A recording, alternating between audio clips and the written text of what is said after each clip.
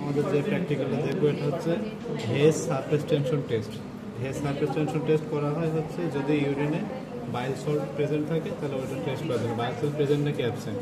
তো hedge surface টেনশনের জন্য প্রথমে আমাদের লাগবে সাপ্লাইড স্যাম্পল, আর লাগবে ডিস্টিল ওয়াটার, আর হচ্ছে সালফার পাউডার। হ্যাঁ, এটা সালফার পাউডার, এই তিনটে। তো ফার্স্টে আমরা হচ্ছে দুটো টেস্ট টিউব নেব। দুটো টেস্ট টিউব নিয়ে এভাবে, হ্যাঁ দুটো টেস্ট টিউব এভাবে নিয়ে এভাবে ধরবো, ঠিক আছে। তারপরে হচ্ছে একটা টেস্ট টিউবে সাপ্লাইড স্যাম্পল নেবো, আর একটা টেস্ট টিউবে ইউরিন নেবো। কত নেব? হচ্ছে 2/3 নেব। এটাতে আমি প্রথমে হচ্ছে ইউরিন মানে ডিস্টিল ওয়াটার নিচ্ছি।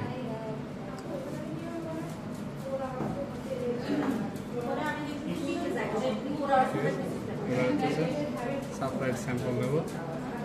সাপ্লাইড স্যাম্পল ইউরিন এটা এখন বলা যাবে না, বাট এটা হচ্ছে সাপ্লাইড স্যাম্পল।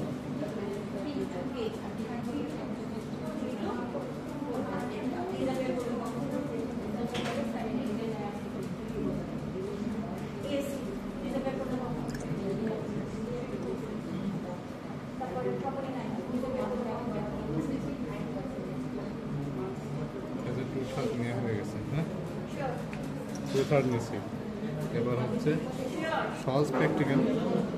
এই যে সালফার পাউডার আছে, সালফার পাউডার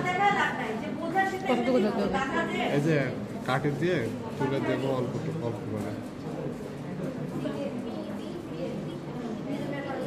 সাপ্লাইড স্যাম্পল দেওয়ার পরে এবার হচ্ছে উপরে ধরবো এভাবে 3 আঙুল দিয়ে, ঠিক আছে।